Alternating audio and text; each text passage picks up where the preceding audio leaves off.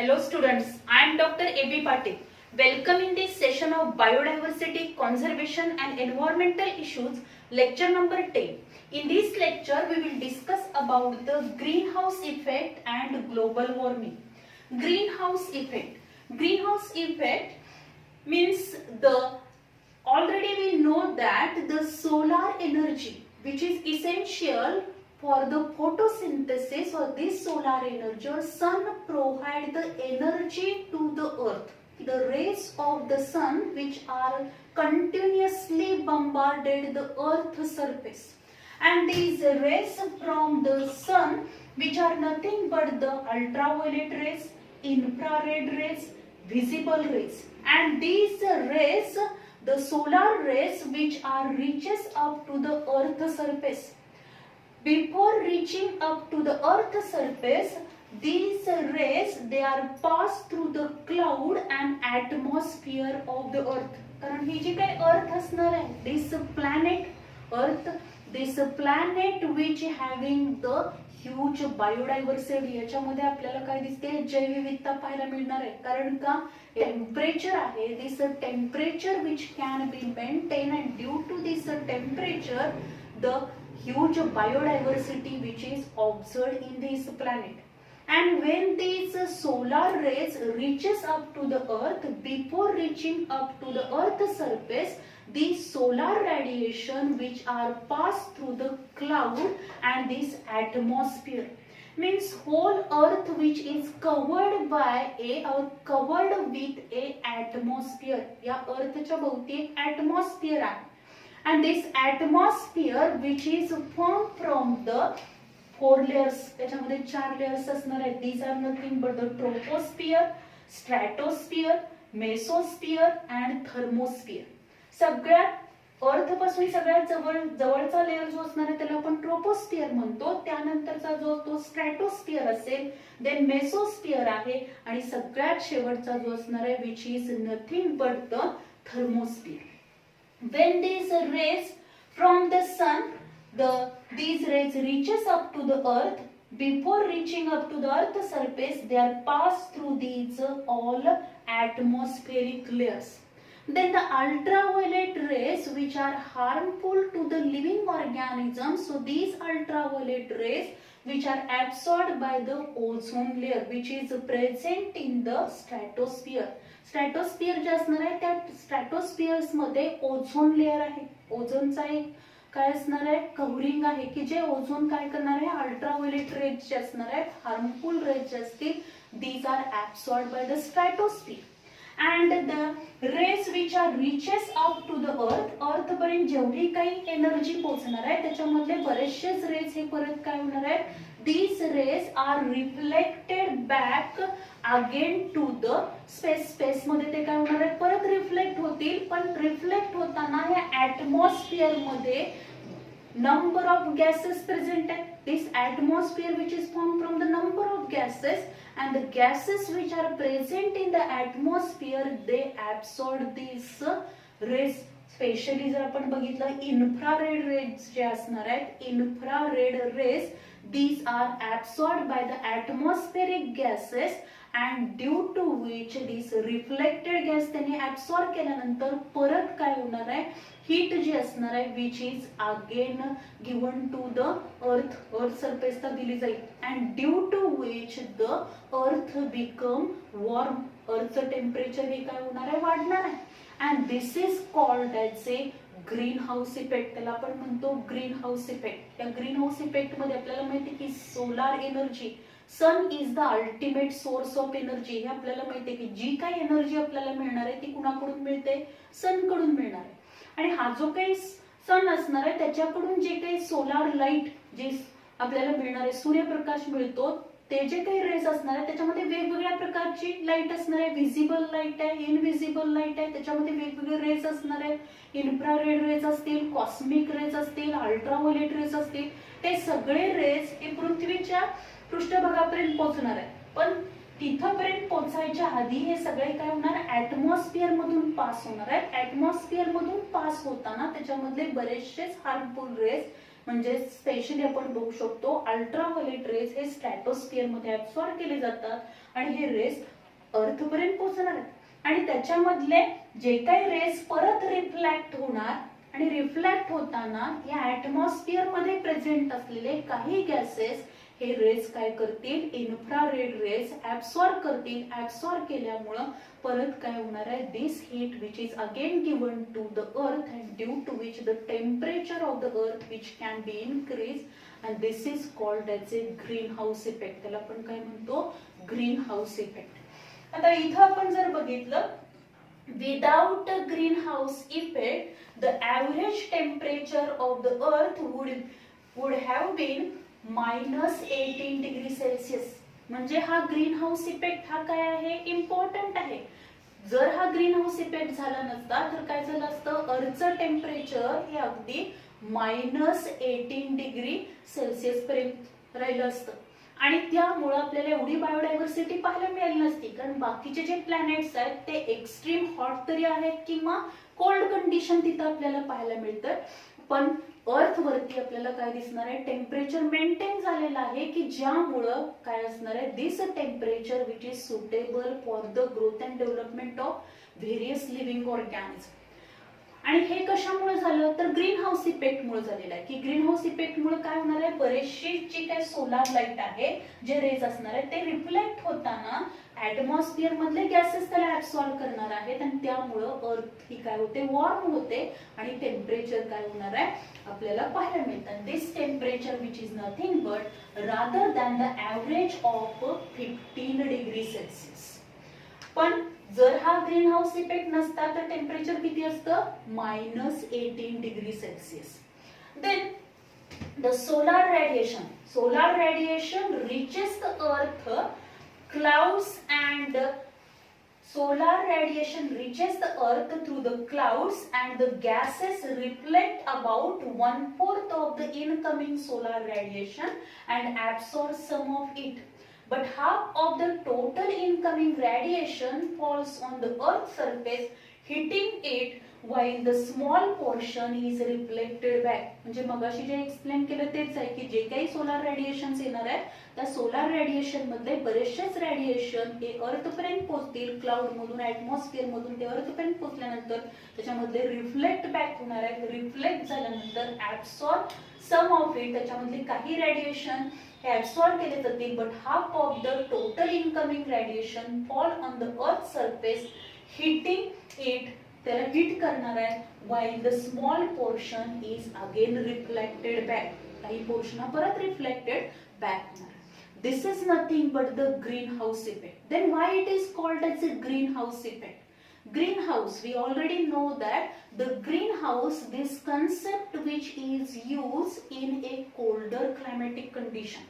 की ज्याच्यामध्ये काय असणार आहे, the glass house is prepared and in this glass house the plants are grown. plants त्याच्यामध्ये लावले जातात, कल्टिवेट केले जातात की ज्या ग्लास हाऊस मध्ये काय होणार आहे, sunlight which is reaches up to the plant but due to this sunlight, ही सनलाइट जी पोहोचणार आहे त्यामुळे या ग्लास हाऊसच्या आतमध्ये कंडिशन काय होणार आहे, कंडिशन वॉर्म होईल आणि त्यामुळं due to which the temperature inside this glass house which can be increase and this warmer temperature which is essential for the growth of the plant in colder climatic condition. म्हणजे जिथं खूप काय असणार आहे, cold condition आहे आणि थंड वातावरणामध्ये जर आपल्याला प्लांटची ग्रोथ घ्यायची असेल अशा वेळी आपण काय करू शकतो, हे प्लांट्स आपण ग्लास हाऊस मध्ये ग्रो करू शकतो की ज्यामुळे काय होणार आहे, जे काही सनरेज येणार आहेत पण ते रिफ्लेक्ट बॅक होत नाहीत, आतमध्ये काय होणार आहे, वॉर्म कंडिशन मेंटेन होते, आतमधलं टेम्परेचर वाढतं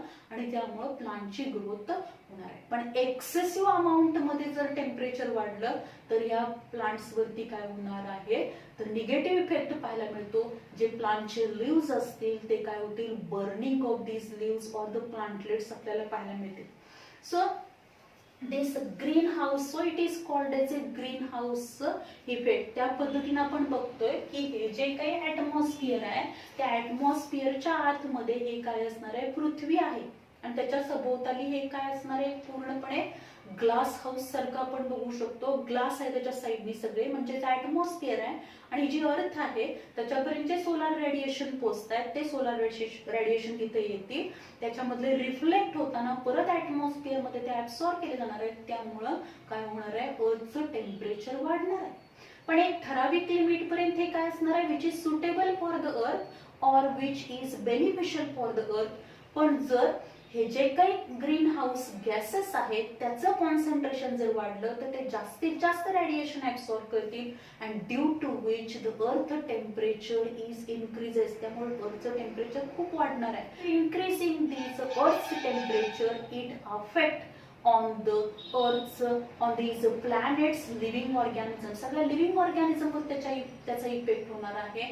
and this effect which is nothing but the global warming. त्याला आपण काय म्हणतो, ग्लोबल वॉर्मिंग म्हणतो. त्याचबरोबर आपण याच्याशी रिलेटेड एक एक्झाम्पल घेऊ शकतो. आपण कार मध्ये बसलोय आणि ती कार पॅक आहे आणि अशा वेळी जर ती कार आपण म्हणजे अगदी प्रखर सूर्यप्रकाशामध्ये आपण थांबलोय आणि ती जी कार आहे ती बंद आहे, त्याच्यामध्ये एसी आपण सुरू केला नाही तर आतमधलं जे काही टेम्परेचर वाढणार आहे तशा पद्धतीचा इफेक्ट आपल्याला इथं पाहायला मिळतो. म्हणून याला आपण काय म्हणणार आहोत, green house effect, because this is as like the green house.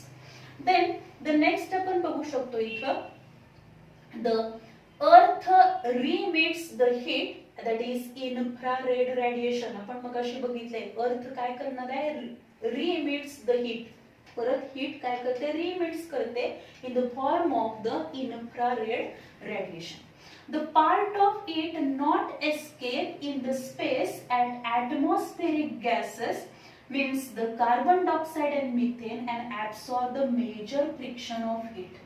म्हणजे स्पेस मध्ये हे सगळे रिफ्लेक्ट झालेले, इथं जे सनरेज जे सोलार रेडिएशन आलेले आहेत ते सगळे काय होणार आहेत, बराचसाच पार्ट रिफ्लेक्ट होणार आहे. कुठे रिफ्लेक्ट व्हायला पाहिजे, तो स्पेस मध्ये रिफ्लेक्ट व्हायला पाहिजे. पण तो स्पेस मध्ये रिफ्लेक्ट न होता हे जे ऍटमॉस्फेरिक गॅसेस आहेत, ग्रीन हाऊस गॅसेस आहेत, स्पेशली मिथेन आणि कार्बन डायऑक्साइड जे असणार आहेत ते त्याला काय करतील, मेजर पार्ट त्याच्यामधला ऍब्सॉर्ब करणार आहे. So what are these different greenhouse gases? There are four main the greenhouse gases. These are nothing but the methane, then chlorofluorocarbon, then nitrous oxide, then carbon dioxide. Carbon डायऑक्साइडचं जर concentration आपण बघितलं तर ते किती असणार आहे, 380 ppm एवढा कार्बन डायऑक्साइड आहे. अँड इट इज सोर्स काय असणार आहे कार्बन डायऑक्साइडचा, burning of the fossil fuel and deforestation. जे कंटिन्युअसली ह्युमन बिंग काय करायला लागलेला आहे, डिफॉरेस्ट्रेशन करायला लागलाय. म्हणजे हा ग्रीन हाऊस इफेक्ट आपल्याला आत्ताच का जाणवतोय, मागच्या 30 वर्षांमध्ये आपल्याला हा इफेक्ट जास्त जाणवायला लागलाय. कारण का, कंटिन्युअसली अर्थचं टेम्परेचर इन्क्रीज व्हायला लागले because the releasing of the more amount of these green house gases. हे जास्तीत जास्त ग्रीन हाऊस गॅसेस हे ऍटमॉस्फिअर मध्ये रिलीज व्हायला लागले, त्याचं कॉन्सन्ट्रेशन इन्क्रीज व्हायला लागले आणि त्यामुळं जी काही सोलार रेडिएशन जे रिफ्लेक्ट होणार आहे ते स्पेस मध्ये रिलीज न होता ते ऍटमॉस्फिअर मध्येच ऍब्सॉर्ब केले जातात, की ज्यामुळं अर्थचं टेम्परेचर इन्क्रीज व्हायला लागले. आणि त्याच्यामधला ग्रीन हाऊस गॅस आपण जर बघितला तर तो कोणता आहे, कार्बन डायऑक्साइड. त्याचा सोर्स काय आहे, burning of the fossil fuels. आपण बघतोय अर्बनायझेशन झालं, देन द इंडस्ट्रियलायझेशन झालं आणि त्यामुळं आपण बघतो जे व्हेकल्स आहेत त्या व्हेकलची संख्या इतक्या प्रमाणात वाढलेली आहे की त्यामुळं त्याच्यामधून बाहेर पडणारे की त्यासाठी लागणारे जे फॉसिल फ्युएल्स आहेत ते फॉसिल फ्युएल्स बर्न झाल्यामुळे त्यामधून कार्बन डायऑक्साइड रिलीज होणार आहे. त्याचबरोबर इंडस्ट्रियलायझेशन मधून सुद्धा लार्ज अमाऊंट मध्ये कार्बन डायऑक्साइड हा रिलीज होईल and due to which the concentration of this carbon dioxide is increases. Then the deforestation. आता हा कार्बन डायऑक्साइडची लेवल मेंटेन होण्यासाठी plants play very important role. Already we know that plants carry out the photosynthesis process. Plants काय करतात, photosynthesis करतात and in this photosynthesis process they absorb the solar energy as well as that is in presence of these chlorophyll pigment sunlight with the help of inorganic component that is carbon dioxide and water they prepare organic food material. Means for the process of photosynthesis they use the carbon dioxide. म्हणजे ते काय करणार आहेत, carbon dioxide वापरणार आहेत. पण जेवढ्या प्रमाणात जास्त प्लांट्स असतील तेवढी कार्बन डायऑक्साईडची लेवल काय होणार आहे ऍटमॉस्फिअर मधली मेंटेन होईल.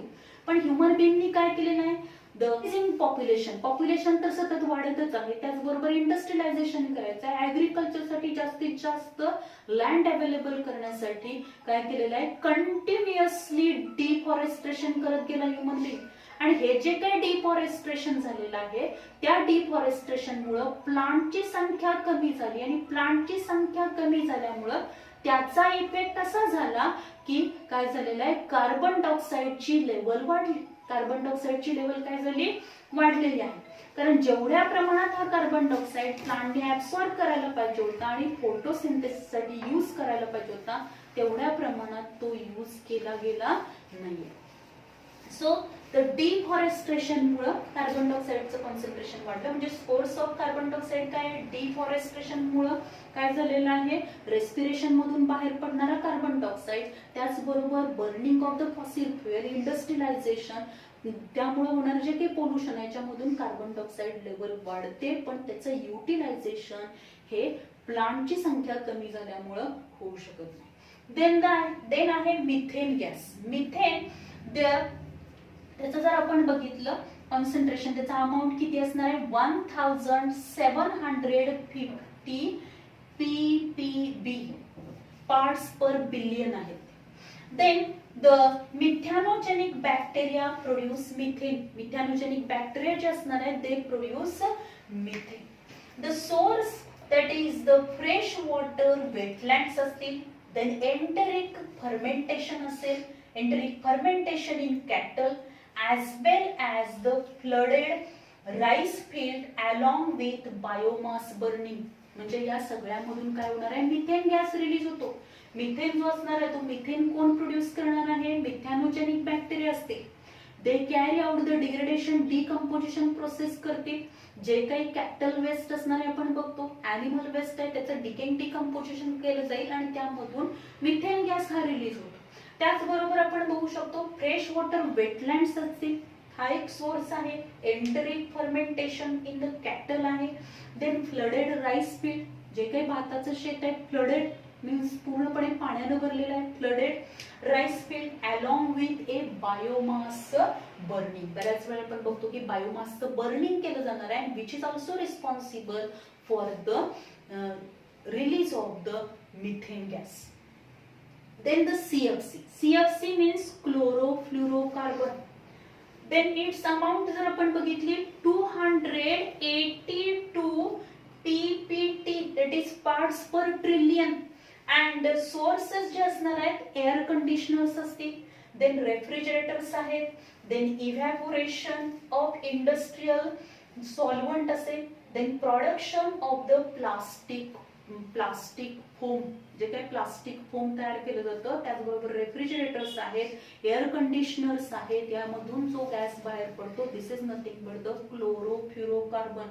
And this chlorofluorocarbon which is very harmful and it is responsible for the ozone depletion as well as for the greenhouse effect, global warming. Then the next आपण बघणार आहोत nitrous oxide. Nitrous ऑक्साइडचा amount जर आपण बघितलं 316 parts per billion and sources असते agriculture, then biomass burning, जो काही biomass burning केलं जातं म्हणजे हार्वेस्टिंग केल्यानंतर राहिलेलं जे असणार आहे ड्राय मॅटर जो असतो तो बर्न केला जातो, त्यामधून हे गॅसेस रिलीज होणार आहेत. Then nylon industries, then the nitrogen rich fertilisers असतील which release this nitrous oxide. So these are the 4 green house gases. हे 4 ग्रीन हाऊस गॅसेस असतील. आता याच्यामधलं आपण एक्झॅक्ट अमाऊंट बघितलं तर कार्बन डायऑक्साइड किती असणार आहे 60%. म्हणजेच यामध्ये रोल ग्रीन हाऊस इफेक्ट मध्ये या जे काही हे गॅसेस असणार आहेत त्याचा मेजर रोल जो असणार आहे या ग्लोबल वॉर्मिंग मध्ये, ग्रीन हाऊस इफेक्ट मध्ये carbon dioxide which play major role, that is 60%.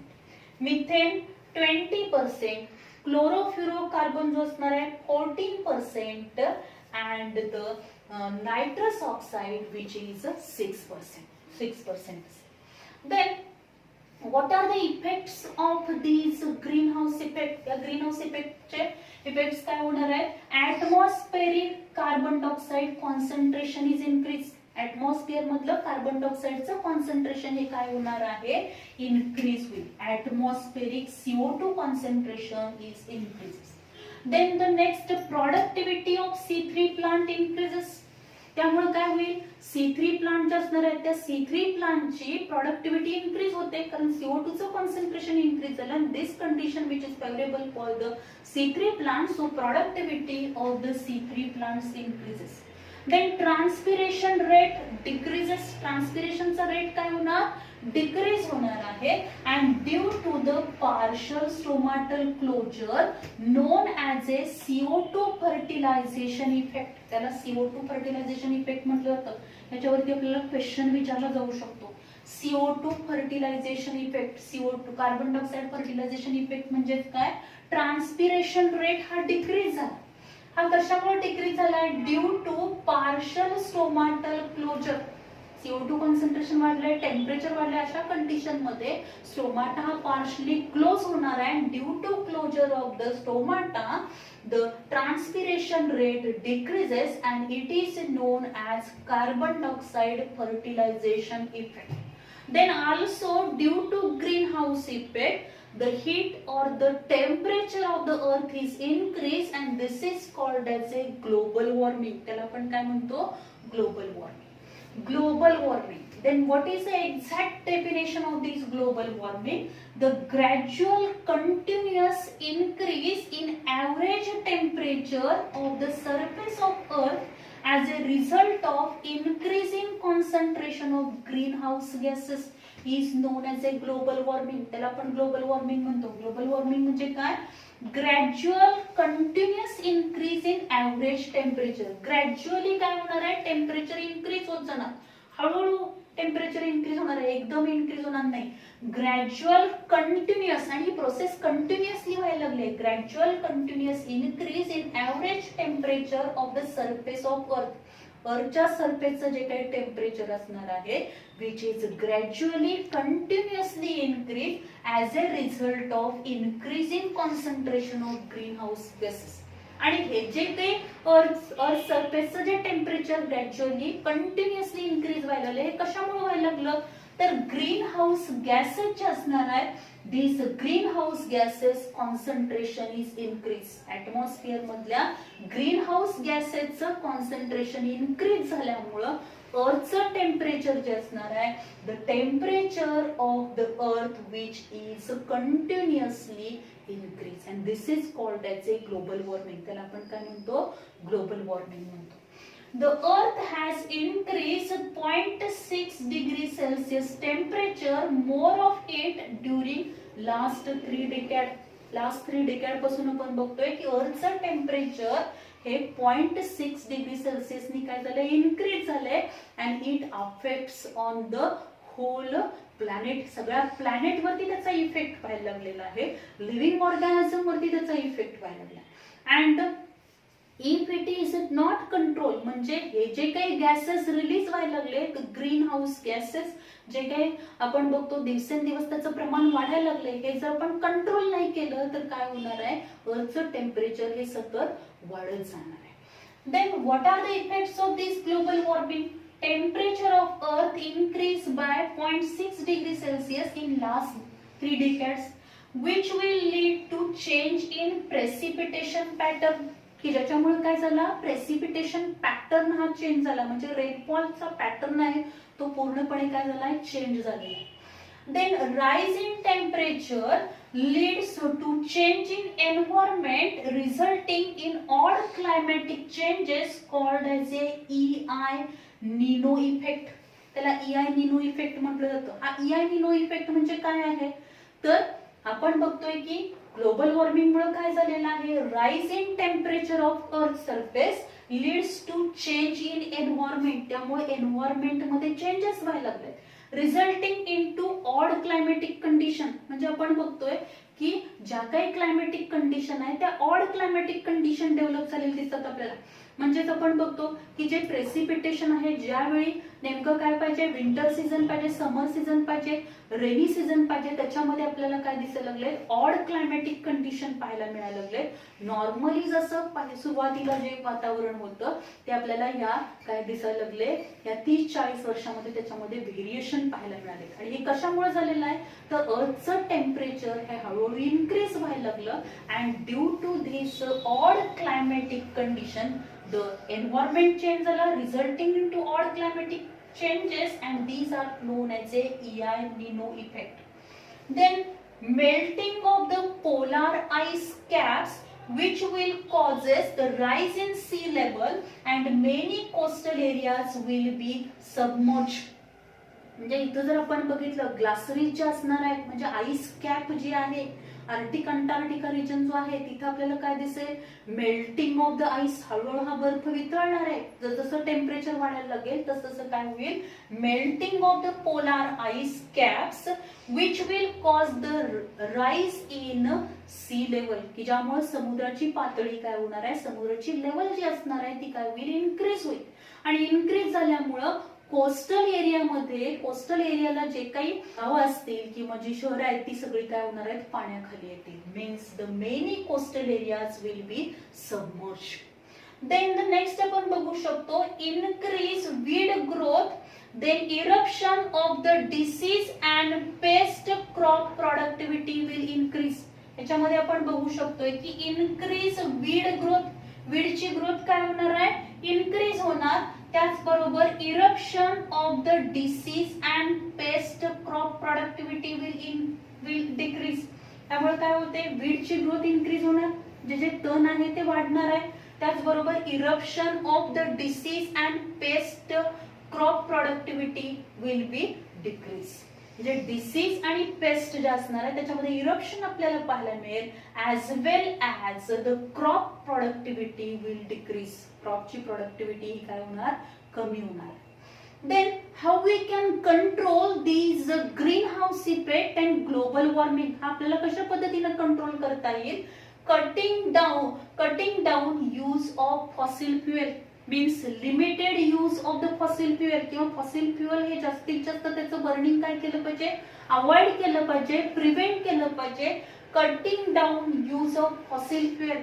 Then improving efficiency of the energy uses, जे काय आपण इफिशियन्सी आहे ती इफिशियन्सी काय केली पाहिजे, वाढवली पाहिजे. Improving the efficiency of the energy uses. Then आपण बघू शकतो, रिड्युसिंग डिफॉरेस्टेशन, जे काही डिफॉरेस्टेशन व्हायला लागले, कटिंग ऑफ फॉरेस्ट ते आपण थांबवलं पाहिजे, रिफॉरेस्टेशन करणं गरजेचं आहे. त्याचबरोबर रिड्युसिंग डिफॉरेस्टेशन, हे जे काही आपण म्हणतो जंगल तोड जी असणार आहे ती जंगल तोड आपण थांबवली पाहिजे. त्याच्याऐवजी जो काही बॅरन लँड आहे, जिथं जी डिफॉरेस्टेशन झालेलं आहे या ठिकाणी आपण परत रिफॉरेस्टेशन करणं गरजेचं आहे. देन प्लांटिंग द ट्रीज, म्हणजेच रिफॉरेस्टेशन केलं पाहिजे. Slow down growth of human population, जी काही लोकसंख्या वाढायला लागली आहे ती लोकसंख्या आपण काय केली पाहिजे, हळूहळू ही लोकसंख्या आपण काय केली पाहिजे, कंट्रोल केली पाहिजे. Slow down growth of human population, otherwise these limited resources which are not fulfilled for these increasing population, and due to which the industrialization, civilization, then burning of fossil fuel which can be continuously occurred, then the earth temperature which is increases and which affect on this whole planet and all the living organisms on this planet. So this is all about the greenhouse effect and global warming. यामधले greenhouse gases जे असणार आहेत त्याच्यावरती आपल्याला question विचारला जातो. हा point important आहे, ही डायग्राम पण इम्पॉर्टंट आहे. त्याचबरोबर आपण जर बघितलं ग्रीन हाऊस इफेक्ट म्हणजे काय आहे ते आपल्याला माहित पाहिजे. ग्लोबल वॉर्मिंग म्हणजे काय, त्याचे इफेक्ट्स, त्याचबरोबर आपल्याला जो EI निनो इफेक्ट जो असणार आहे which is also important for your NEET and theory exam, या दोन्हीसाठी हे इम्पॉर्टंट आहे. Then how we can control this global warming, important for your exam. So this is all about the greenhouse effect and global warming. Thank you very much.